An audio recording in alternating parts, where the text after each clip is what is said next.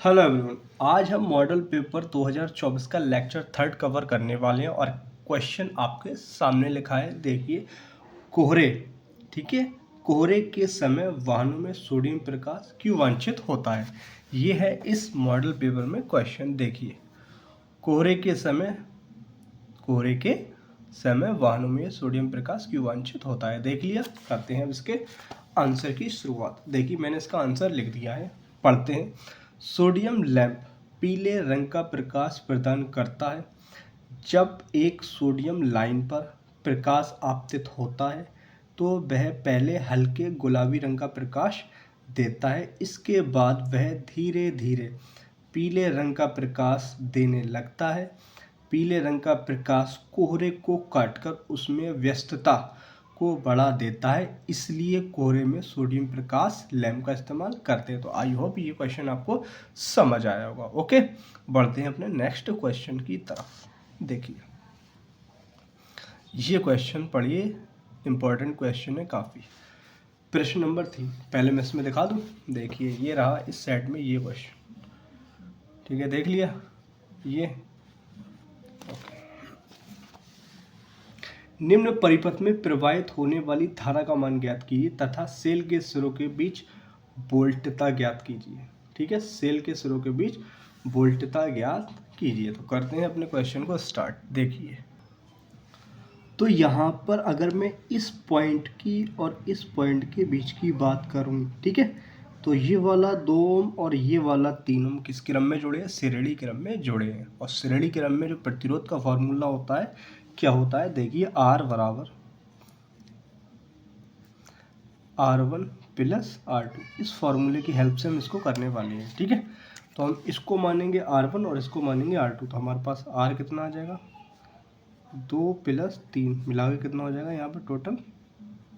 5 ओम। ठीक है, हमारे पास ये 5 ओम आ चुका है। ठीक है, अब हम क्या करेंगे, एक नया डायग्राम यहाँ से बनाएंगे। ठीक है, इसको लेते हुए, तो टाइम को बचाते हुए हम एक काम करेंगे, इन दोनों को मिलाकर, चलो मुझे बनाना ही पड़ेगा लगता है। देखिए, मैं बना देता हूँ, ठीक है, वीडियो पॉज करके। तो डायग्राम हमारा तैयार है। अब हमने इन दोनों को मिलाकर एक प्रतिरोध बना दिया, जो हमारा कितना आया? 5 ओम का प्रतिरोध आया है। अब हम इस सिरे की और इस सिरे की अगर हम बात करें, इन दोनों सिरों की, तो 10 ओम और ये 5 ओम कौन से क्रम में देख रहे हैं? ये समांतर क्रम में है। और समांतर क्रम का फॉर्मूला हम जानते हैं, R बराबर कितना होता है? R1 R2 upon R1 plus R2। इस फॉर्मूले की हेल्प से हम निकालने वाले हैं। ठीक है, देखिए भाई, तो R हमारे पास आ चुका है, कितना आया ये?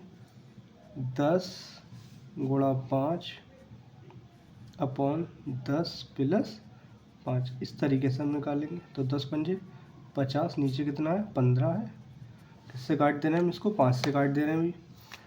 5 से काटोगे तो कितना होगा? 5 धाम 50 और 5 3 15। तो ये कितना गया? 10/3 ओम। ठीक है, अब ये जो 10/3 आया, इन दोनों को मिलाकर आया। तो मैं फिर से वीडियो पॉज करूंगा और उसका डायग्राम बनाऊंगा। तो नया डायग्राम बन के तैयार है। हमने इन दोनों को मिलाकर, इन दोनों का जो प्रतिरोध आया है वो 10/3 आया है। ठीक है, अब मैं इस सिरे की और इस सिरे की अगर बात करूँ, तो फिर से ये दोनों किस में दिखाई दे रहे हैं?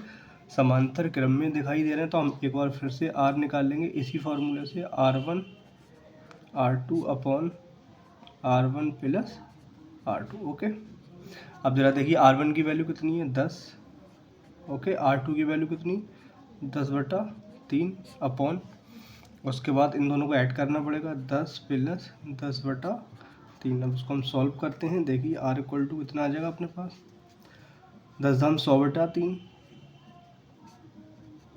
ओके, 10 3 30, देखो 10 3 30 और 10 40, 40/3। ओके, तो मैं इसको थोड़ा ब्रैकेट लगा दूंगा तो सही रहेगा।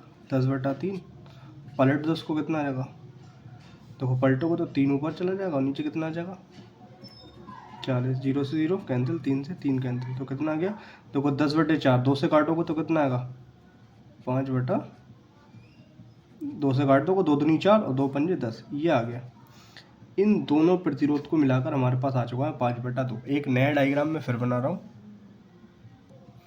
तो नया डायग्राम ये बन के तैयार हो चुका है। अब हम ये जो 5/2 है और ये 0.5, जब हम इसको यहाँ पर इस सिरे और इस सिरे को देखेंगे तो ये दोनों हमें दिखाई दे रहे हैं एक बार फिर से कौन से क्रम में, श्रेणी क्रम में हमें दिखाई दे रहे हैं। ठीक है, श्रेणी क्रम में दिखाई दे रहे हैं। तो हम इसको एक बार फिर से लगाएंगे। आर बराबर हमारे पास देखिए कितना आ जाएगा, श्रेणी क्रम का formula R1 plus R2। Okay, R1 plus R2। तो यहाँ पर अगर हम R निकालेंगे तो कितना आएगा, R1 की वैल्यू मान लो 0.5 है ये, और बाकी कितना दे रखा है 5/2। यहाँ से पॉइंट हटाएंगे तो क्या आ जाएगा, यहाँ पर नीचे 10 आ जाएगा। एलसीएम कितना आ जाएगा, चलो एलसीएम रहना, एलसीएम ले लो, कितना आएगा यहाँ पर 10। तो यहाँ पर 10 एकम, तो यहाँ पर 5 आ जाएगा। और यहाँ पर कितना आएगा, 2 का पहाड़ा पड़ोगे 10 तक 5 आएगा, 5 25।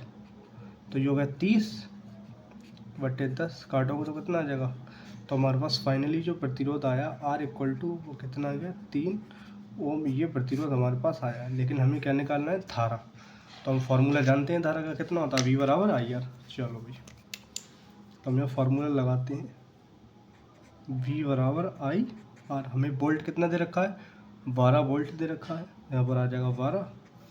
I निकालना है, प्रतिरोध कितना आ गया 3, तो 3 से काट दो, 3 चौक 12। तो यहाँ पर हमारे पास I का मान कितना आ गया 4 एम्पियर। ओके, तो हमारा पहला आंसर ये रहा। और दूसरा हमसे क्या पूछा है इसमें, वोल्ट। ठीक है, बाकी हम एक और निकाल दे रहे हैं। वोल्टता हमसे पूछी तो हम वोल्टता भी इसकी निकाल दे रहे हैं। सेकंड आंसर हम जानते हैं वोल्टता का फॉर्मूला V बराबर कितना होता है IR।